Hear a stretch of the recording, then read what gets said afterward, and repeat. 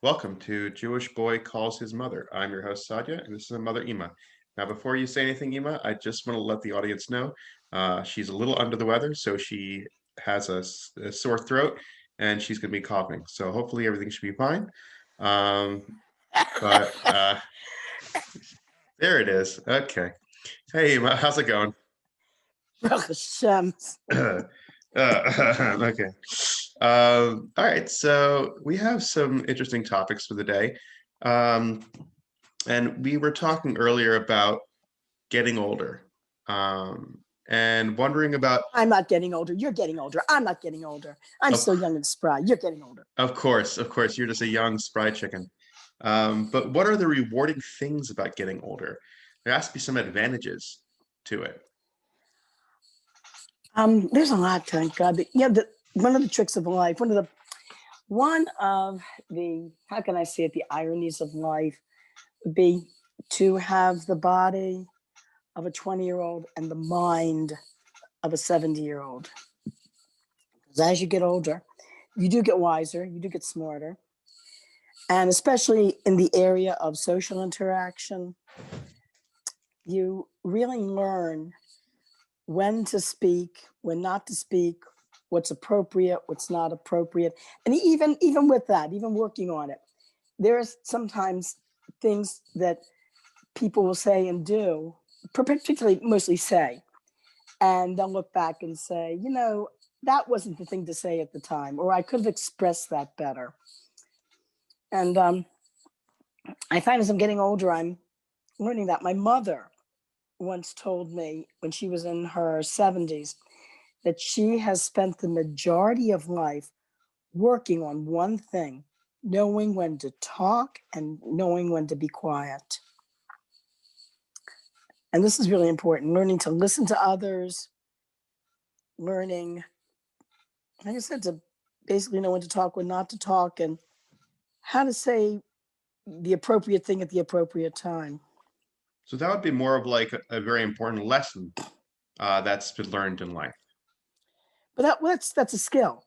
And it's a skill, excuse me, that most of us quite honestly work on the majority of our lives. You stop to think about it. Well, if you think, well, if that's something that's like it's a skill that's learned, would there be any influences from that skill? Would anybody be able to, I guess, help you personally along this journey to develop the skills of learning when to be quiet, I guess, or anything Mm. else? That is interesting. The only thing I can say is that a lot of times in my life I've looked for examples of people I see behaving in ways that I'd like to emulate. Like I was at somebody's Shabbos table once, and the way his wife was a quiet type of individual, and she was a good listener. And I was noticing at the Shabbos table, she was very, very quiet, and basically, for the most part, she was quiet and just listening to people. And I really liked the very graceful, gracious way she was sitting there, so quietly listening to others. And then there was a woman in shul I noticed once. This woman, she was new to the community, and she would come into shul and not say a word the entire davening. She would sit and was davening the whole time without talking to anybody. And that was another good example. So that I would say that you would say those were the influences that you had in your lifetime that like would really that really inspired you out of everything else. I would say so. I think when I was younger, I was well. When I was younger, I was a real chatterbox, but it was because I had a lot of problems. I had a lot of things that were going on in my life that were very sad, and I think that was my reaction to it. Was that oh, I had to keep the noise going. I had to keep the conversation constantly going. I couldn't stand it if there was any amount of silence. And as I got older, I learned basically to calm down and realize, hey, the conversation doesn't always have to be constantly going. That You, you can sit nicely and quietly and calmly, just enjoying the ambiance? ambiance. Yeah. I don't know. That's I I just had to use that good $10 word. yeah, that $10 got some ambience for me. Yeah. And now for those of you from Dundalk, ambience means the environment. Oh, that's a keep it local little joke right there. Oh, that Um, isn't funny. And aside funny. yeah, Just what happened? no, this is totally unrelated, but it's funny talking about Dundalk. When I was in Israel, they have in Yerushalayim in the old city, they have these water stations, especially during the summertime because people get very very thirsty, and they have three little water fountains all over the place with little paper cups, whatever. So there was this one big fountain in the middle of the sidewalk with these big cups. So I grabbed one of the cups, thinking it's one of those free water stations. I'm about to pull the lever on the faucet, and this man from behind a pizza counter, as obviously American, calls out, "That's not water, it's beer." Oh no. And I said to him, "You have this thing in the middle of the sidewalk, totally unattended?" He says, "Yes." So I said to him, "Let's see you do this in Dundalk." And he must have been from Baltimore because he cracked into total hysterics of laughter when I said that. That's pretty funny. In case any other listeners aren't from Maryland, you can Google Dundalk. It's a Dundalk. It is a location where I guess you know lower income people have a tendency to live, and it's more of a joke or a pun in Baltimore. You're from Dundalk. They have a very strong Baltimore accent, very strong accent. Um, but yeah, back to the conversation, talking about Yes. life advice that you pass along. So you basically tell everyone that the best life advice is to sit down and shut up. Yes. Listen to others. There was a program on television once called Petticoat Junction. Oh yeah. Yeah, and one of the episodes was one of the girls, a very pretty girl, was really striking out in the social department. And her mother, instead of putting her down or criticizing her or getting on her case, her mother handled it so well. Her mother said, let me help you with your social, basically with your social, especially in the boy department. Let me help you with your social skills.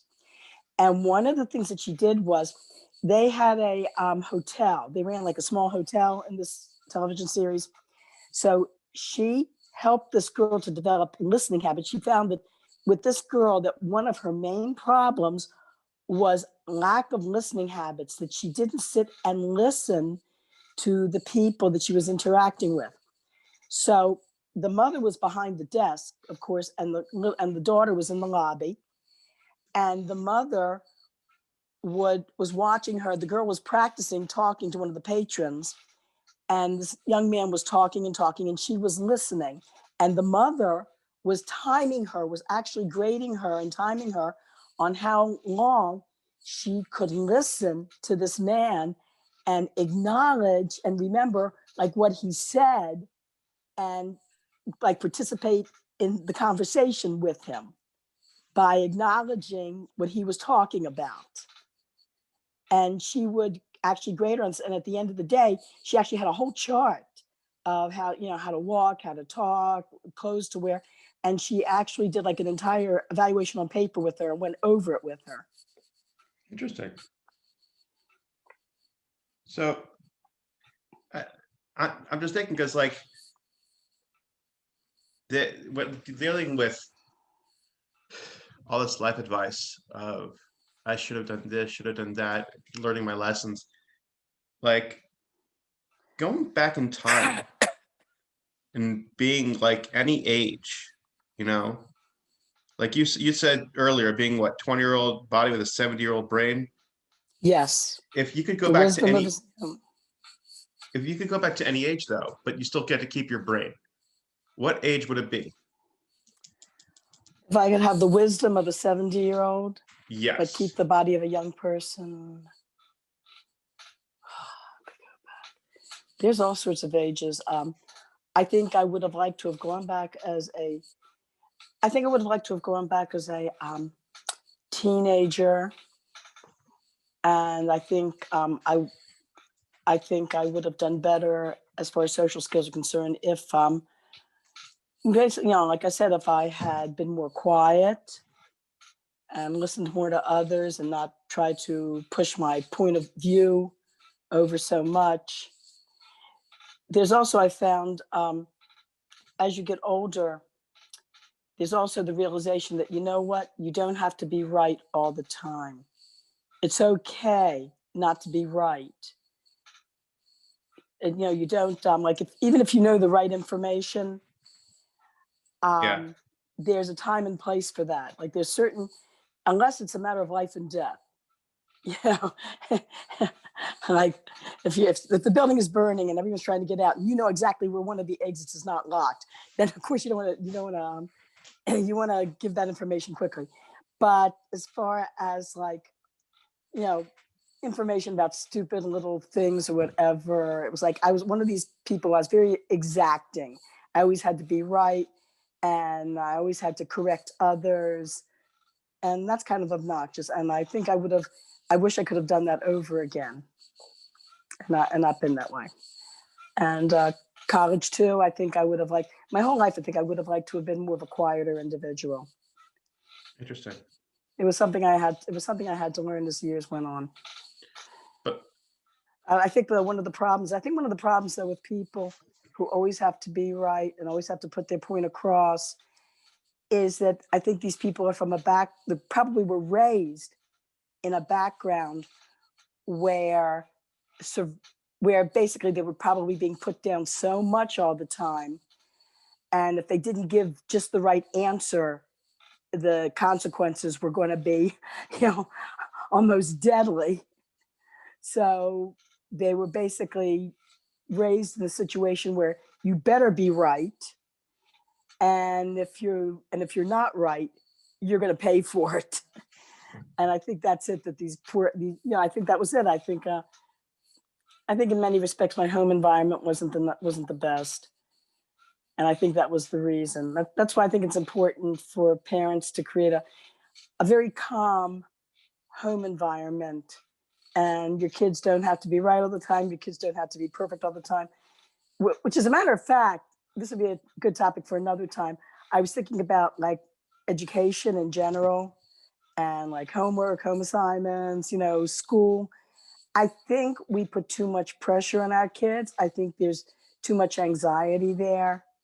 And I think they will learn just as well in a calm atmosphere. Yes, we want our kids to achieve, but I think, like in my day, achievement, getting the grade, oh boy, getting into the college, getting the right grades was, oh my God, that was like worse than the Last Judgment. And I but don't think that kind of pressure is necessary. okay. But now I'll hit you with another question then. Um, what about a day in your life that was like the best day of your life that you were able to relive? Same Oh way it happened, but you'd gosh. be able to relive it.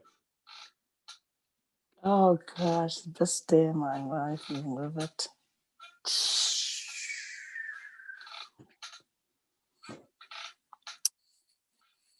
Oh gosh. Trying to think.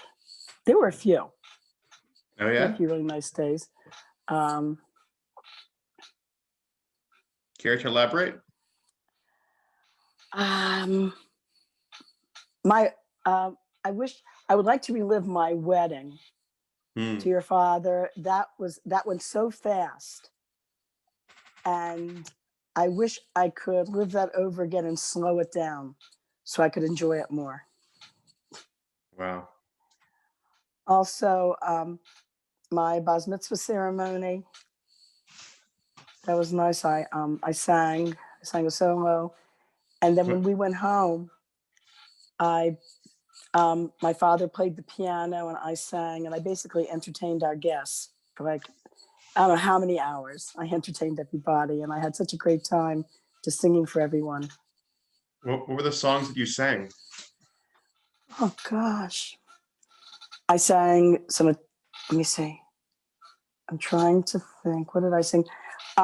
My father played the piano. We sang some songs from the musical Student Prince, I believe. We sang a lot of Yiddish songs, sang Hava Nagila, a lot of Jewish songs. Hmm. Well, so now I'm gonna bring it back a little more.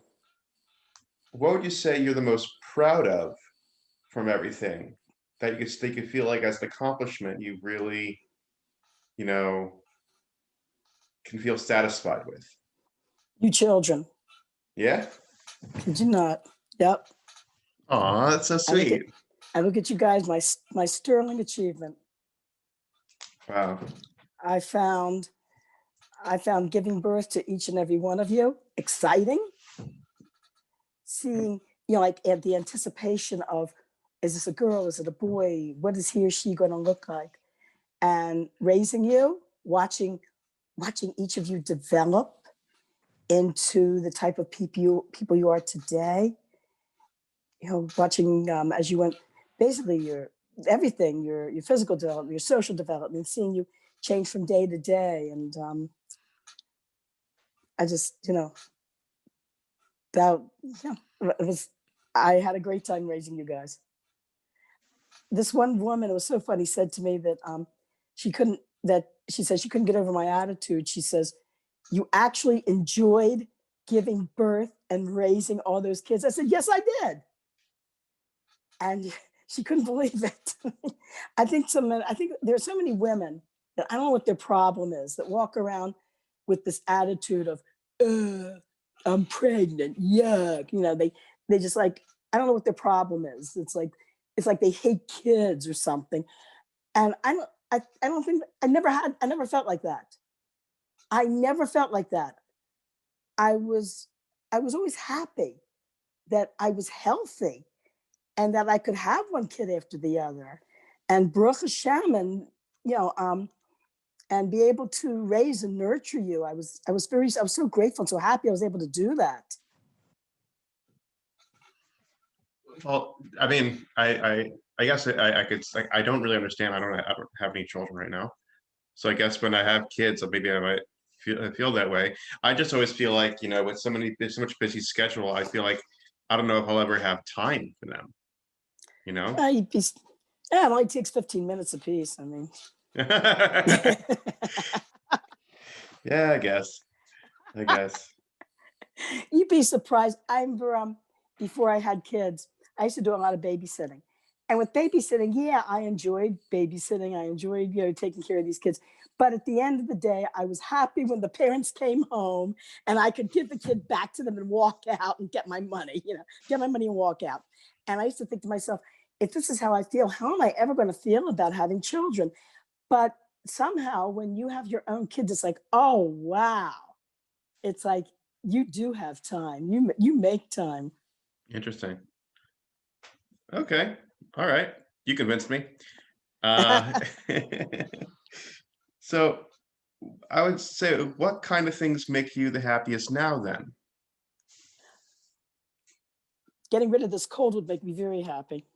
Oh, yes. Oh, that's for sure. By the way, your sister, the nurse, told me that the Irish method of getting rid of a cold doesn't work. It doesn't work? Yeah, it's not the best way. You know how the Irish method of getting rid of a cold is? No, what is it? You take a shot of whiskey, get under the cover, get under like 5 covers, and schwitz it out. I mean, schwitzing, I thought that'd be a good idea, no? That's what I thought, but she says no, it's a misconception. Oh, terrible. Oh, the worst. Oh, well. So you say Um, now, what would make me happy? It's a really good question. no, what does? What does make you happy? Does make me happy. Playing piano. Playing piano makes me happy. It's like, when anyone plays an instrument out there, or paints or Yeah. maybe has a building hobby. You know what it's like when you practice something and you keep working at it and working at it, and you're finally able to do it and get Yes. success. That is Yes. wow. Yeah. You feel so happy after that. I feel that way now with my career. It's that I'm working at it constantly. It's like I'm not gonna be at that moment where you're actually gonna be good until I'm 50 years old. That's the average. So about your 50, you really start seeing things clearly. And me, it's like I'm just working and working at it and working at it. And then like I'm not gonna stop. I'm just saying that like, but there's moments, there's slight little moments where things finally click and I'm actually going through the process of figuring things out and getting stuff done. And it's the most amazing feeling I can never like imagine. Like you just feel so accomplished and so fulfilled because you're just seeing everything get put together. That's why I still just work at this craft in architecture because you know it's just the payout is so worth it. But right now it's just a real struggle. Mhm. But it is worth it. You're right. And the thing is, like people in general, I've heard, we've heard a lot of people say how our society is a instant gratification society, and that's kind of sad because um, if you do slow down and work at something and keep working at something until you finally achieve, it does take time. But when you when you get to that achievement, when you get to that point where you're starting to see how your skills are really starting to get in shape now after so much practice, it is so worth it. And Yeah. I think some people, unfortunately, don't let themselves get to that point. I think there are too many people who, if there's no instant gratification, will quit. Well, that's why for me it's like I don't want to quit, but I'm definitely doing that grind kind of thing. And I was on the verge of quitting a few times, but like you get to that point where you're just grinding away, and then you get a little bit of a treat. It's a small little treat where you get to finally like get that little taste of like, oh, this is what it is. Oh, this is fun. Oh, this is awesome. But it's a struggle the whole way through in the beginning. All right, so that's our time. Thank you so much, everybody, for listening. We really appreciate it. Okay, honey, have a great Shabbos. All right, I love you. Have a good Shabbos. Love you too, honey. All right, bye bye. Bye bye.